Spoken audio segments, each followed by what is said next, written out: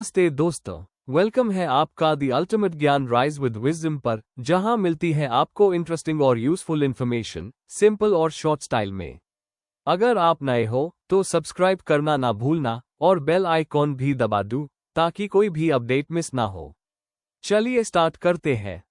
आज मैं आपको ले चलता हूं एक ऐसे सफर पर जो हमें 3000 साल पुराने समय में ले जाता है, जब ना टू प्रिंटिंग थी, ना हाई बुक्स लिखी जाती थी, लेकिन यादें, गीत और कहानियां लोगों के दिल और दिमाग में जिंदा थी। सबसे पहले बात करते हैं एक बहुत ही पुरानी और पवित्र किताब की, ऋग्वेदा। ऋग्वेदा लगभग 3500 साल पहले लिखा गया था, यानी एक्चुअली याद रखा गया था, लिखा नहीं गया था। इसमें 1000 से ज्यादा सुक्तास है, यानी वेल सेड हिम्स, जिनमें अग्नि, आग के देवता, इंद्रा, योद्धा देवता और सोमा, एक पवित्र पौधा, की स्तुति की गई है। ये सुक्तास ऋषियों ने बनाए थे, और खास बात यह है कि मोस्टली पुरुष ऋषिज ने बनाए, लेकिन कुछ हिम्स महिला ऋषियों ने भी लिखे। ऋग्वेदा वैदिक संस्कृत में था, जो आज की संस्कृत से अलग थी। उस समय के लोग सुनकर, याद करके इन सुक्तास को पीढ़ी दर पीढ़ी पास ऑन करते थे। इन्हें लिखने और प्रिंट होने में कई 100 साल लग गए।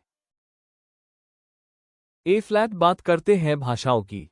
संस्कृत एक इंडो यूरोपियन लैंग्वेज फैमिली का हिस्सा है, जिसमें हिंदी, गुजराती, कश्मीरी और इंग्लिश, फ्रेंच, जर्मन जैसे यूरोपियन भाषाएं भी आती है। और इंडिया के अलग अलग रीजन्स में और भी लैंग्वेज फैमिलीज थी। द्रविडियन लैंग्वेजेस जैसे तमिल, तेलुगु, कन्नड़ा, तिब्बतो बर्मन लैंग्वेजेस जैसे असम और नॉर्थ ईस्ट में, और ऑस्ट्रो एशियाटिक लैंग्वेजेस झारखंड और सेंट्रल इंडिया में बोली जाती थी। हिस्टोरियंस कैसे ऋग्वेद को पढ़ते हैं? ऋग्वेदा में कुछ हिम्स डायलॉग फॉर्म में होते हैं। एक फेमस एग्जाम्पल है विश्वामित्र और दो नदियों, बीस और सतलज, के बीच बातचीत। इसमें नदियों को गॉडेसेस की तरह माना गया है और उन्हें घोड़ों और गायों से कंपेयर किया गया है। इससे पता चलता है कि यूएस समय कैटल और हॉर्सेस कितने इंपॉर्टेंट थे। और हाँ, चैरियट्स भी इंपॉर्टेंट थे, यह बैटल्स में उस होते थे। बैटल्स और धन, लोग गे, जमीन और लोगों, कैप्टिव्स, के लिए लड़ते थे। रेगुलर आर्मी नहीं होती थी, लेकिन असेंबलीज होती थी जहां लोग मिलकर डिसाइड करते थे कि राजा कौन बनेगा। कुछ धन राजा रखता था, कुछ ब्राह्मण्स को मिलता था और बाकी लोगों में बांट दिया जाता था। इस धन का उस यज्ञास में होता था जिसमें घी, अनाज और कभी कभी जानवर की बाली भी दी जाती थी। सामाजिक वर्ग और लोगों के नाम। ऋग्वेदा में लोगों को उनके काम से डिस्क्राइब किया गया है। ब्राह्मण्स जो पूजा और यज्ञ करते थे, राजस जो युद्ध में लीड करते थे, लेकिन उनके पास पलस, आर्मी या टैक्स सिस्टम नहीं था। जाना या विश समुदाय, जैसे भरत जाना, पुरु जाना। ऋग्वेदा में आर्यस और उनके एनिमीज दसास या दस्यूस का जिक्र है। लेटर, दास का मतलब स्लेव बन गया। स्लेव्स युद्ध में पकड़े जाते थे और उनसे मजदूरी करवाई जाती थी। चलते हैं साउथ इंडिया, जहां मिलते हैं हमें बड़े बड़े पत्थर, जिसे हम कहते हैं मेगालिथ्स। मेगालिथ्स यानी बड़े पत्थर, ये बेरियल प्लेसेस को मार्क करते थे। ये 3000 साल पहले के हैं। Deccan, south India, north east और कश्मीर में पाए गए हैं।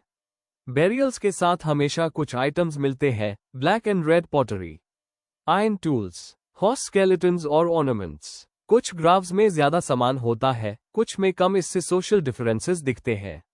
जैसे किसी ग्रेव में 33 गोल्ड बीड्स और कोंच शेल मिला तो वो शायद कोई चीफ होगा।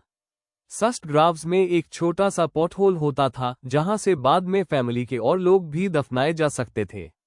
इनामगांव एक खास साइट। घोर रिवर के किनारे इनामगांव में बेरियल्स के साथ फूड वेसल्स माइल। इसका मतलब है लोग मानते थे कि मरने के बाद भी इंसान को खाना चाहिए। एक बड़े चीफ को एक बड़ी मिट्टी की जर में घर के कोर्टयार्ड में दफनाया गया। उस घर में 5 रूम्स और एक ग्रैनरी भी थी। क्लियरली वो आदमी इंपॉर्टेंट था। स्केलेटन से जेंडर कैसे पता करते हैं? सिर्फ ज्वेलरी देखकर पता लगाना गलत है, क्योंकि आदमी भी ऑर्नामेंट्स पहनते थे। सही तरीका है हिप बोन देखना, और ये मॉडर्न साइंस से पॉसिबल हुआ है। ऑक्यूपेशंस यानी रोजगार। इनामगांव में लोग क्या करते थे? खेती, व्हीट, बार्ले, राइस, पल्सेस। पशुपालन, कैटल, गोट, पिग। शिकार और मछली पकड़ना। फल और बेरीज कलेक्ट करना, बेर, अमला, जामुन, डेट्स। ये सब एविडेंस दिखाता है कि लोग कितने सेल्फ सफिशिएंट थे। आखिर में, चाहे वो एक वेदा हो या एक ग्रेव, हर एक चीज हमें हमारे पस्ट के बारे में कुछ ना कुछ जरूर बताती है। बुक्स बोलती है और बेरियल्स भी, अगर हम ध्यान से देखें और समझें।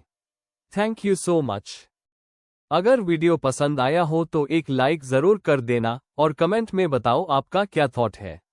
चैनल को सब्सक्राइब करो और शेयर करो अपने दोस्तों के साथ। नॉलेज बढ़ाओ फन के साथ। मिलते हैं नेक्स्ट वीडियो में, तब तक के लिए stay curious and keep learning and follow the ultimate ज्ञान, राइज विद विजडम।